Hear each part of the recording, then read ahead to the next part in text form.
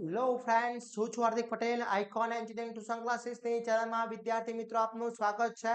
Diploma semester 1 ની અંદર જે ન્યૂ સિલેબસ NEP 2022 યાની કે અત્યારે જે ન્યૂ સિલેબસ લોન્ચ થયો છે એમાં જે કોમ્પ્યુટર બ્રાન્ચની અંદર અને ઘણી બધી બ્રાન્ચ એવી છે કે જેમાં એક સબ્જેક્ટ આવે છે બેઝિક ઓફ ઇલેક્ટ્રોનિક્સ. ઓકે, જે BOE તરીકે ઓળખાય છે, જેનો સબ્જેક્ટ કોડ છે DI01401551.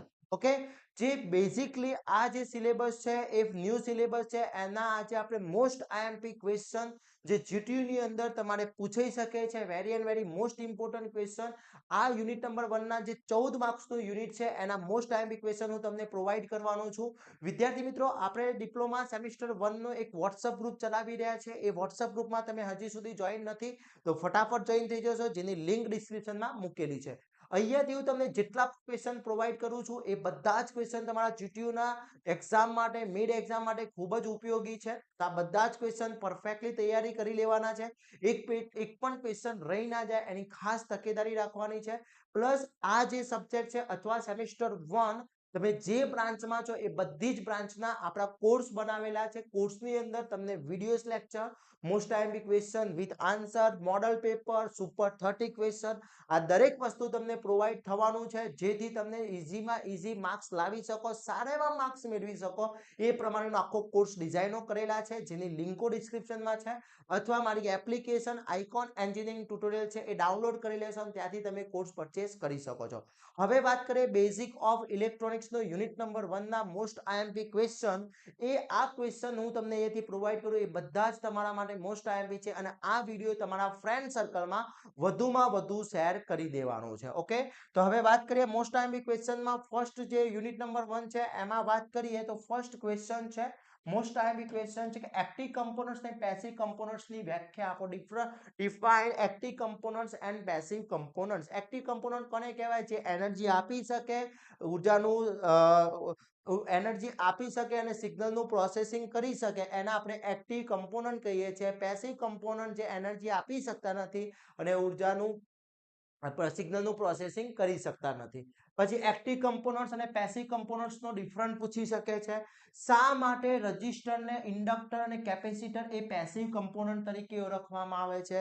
Okay, why are resistor, inductor and capacitor called passive components? આ બધા જ ક્વેશ્ચનના વિથ આન્સર આપણા કોર્સની અંદર ઓલરેડી અપલોડ છે.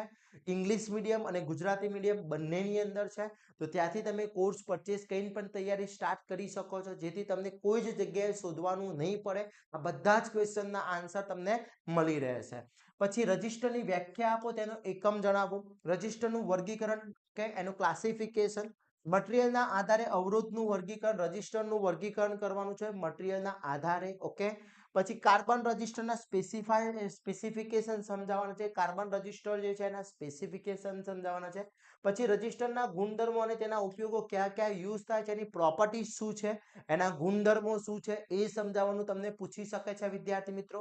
તો આ બધા જ ક્વેશ્ચન વેરી ઇમ્પોર્ટન્ટ છે. એ કોઈ બી ક્વેશ્ચન 3, 4, 7 માર્ક્સની અંદર પણ પૂછી શકે છે. ઓકે, એના પછી વાત કરીએ કલર કોડિંગની મદદથી અવરોધની કિંમત. હવે અહીંયા આપ્યો છે યલો, બ્લેક, ઓરેન્જ અને ગોલ્ડ. આ બંનેમાં આ એક એક્ઝામ્પલ આ ટાઈપનો 100% પૂછાશે, ફાઇનલ પૂછાશે. ફક્ત ફરક એટલો હશે, અહીંયા કલર કોડ જે આપ્યો છે એ ચેન્જીસ થઈ શકે છે.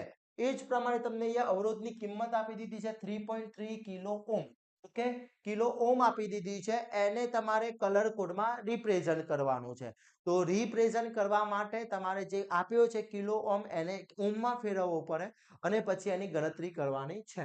પછી કેપેસિટર શું છે? કેપેસિટરના પ્રકાર જણાવવાના છે, ટાઈપ્સ ઓફ કેપેસિટર. ઇન્ડક્ટરનું કાર્ય જણાવો, તેના પ્રકાર લખી તેના ઉપયોગો પૂછી શકે છે. અહીંયા મેં ભેગું કર્યું છે. ઘણી વખતે તમને ઓનલી ક્લાસિફિકેશન કહી શકે, કોઈ એક સમજાવવાનું કહી શકે અથવા વિથ યુઝિસ પણ કહી શકે. એના પછી કેપેસિટરના ઉપયોગો જણાવો, ક્યાં ક્યાં યુઝ થાય છે. ફેરાડેના ઇલેક્ટ્રોમેગ્નેટિક ઇન્ડક્શનનો નિયમ જે છે એ ખાસ ઇમ્પોર્ટન્ટ છે. સ્ટેટમેન્ટ બંને કરવાના છે, પરફેક્ટલી સ્ટેટમેન્ટ થઈ જવા જોઈએ બંનેના. ઓકે, એના પછી સેલ્ફ EMF અને મ્યુચ્યુઅલ EMF સમજાવો અથવા ડિફરન્ટ પણ પૂછી શકે છે. ઓકે, સેલ્ફ અને mutual induction EMF electromotive force. EMF નું ફૂલ ફોર્મ થાય ઇલેક્ટ્રોમોટિવ ફોર્સ. ઓકે, એના પછી વાત કરીએ DC સપ્લાય અને AC સપ્લાયના પરિચય આપવું. મોસ્ટ IMP છે. Draw and explain the block diagram of DC power supply. DC power supply નો બ્લોક ડાયાગ્રામ દોરી અને સમજાવવાનું પૂછી શકે છે. તો આટલા ક્વેશ્ચન 1 ચેપ્ટરના યુનિટ નંબર 1 ના છે. આટલા પરફેક્ટલી ક્વેશ્ચન કરતો એટલે જીટીયુ ની એક્ઝામમાં 14 માર્ક્સ નું પૂછાવાનું ફાઇનલ છે. તો વિદ્યાર્થી મિત્રો રાહ જોવાની નથી, આજથી જ જીટીયુ ની તૈયારી સ્ટાર્ટ કરી દેવાની છે. આ બધા જ યુનિટ નંબર 1 ના મેં પ્રોવાઈડ કરી દીધા છે. આના પછી આપણે યુનિટ નંબર 2 દરેક યુનિટના તમને પ્રોવાઈડ કરી દઈશું. આનું સોલ્યુશન વિડીયોઝ દરેક વસ્તુ આપણા કોર્સની અંદર છે. હજી સુધી કોર્સ પરચેસ નથી કર્યો તો ફટાફટ કોર્સ પરચેસ કરી લેશો, જેની લિંક ડિસ્ક્રિપ્શનમાં મૂકેલી છે, અથવા એપ્લિકેશન ડાઉનલોડ કરી લેશો, અથવા તમને કોઈ પ્રોબ્લેમ છે તો કોન્ટેક્ટ કરી શકો છો વિદ્યાર્થી મિત્રો. તો આશા રાખું છું આ વિડીયો તમારા દરેક ફ્રેન્ડ સર્કલ સાથે તમે પહોંચાડશો અને આ વિડીયો તમારા માટે ખૂબ જ ઉપયોગી થવાનો છે. આવા જ નવા વિડીયો સાથે નવા દિવસે મળીશું. ત્યાં સુધી વિદ્યાર્થી મિત્રો મને રજા આપશો. જય હિન્દ, જય ભારત.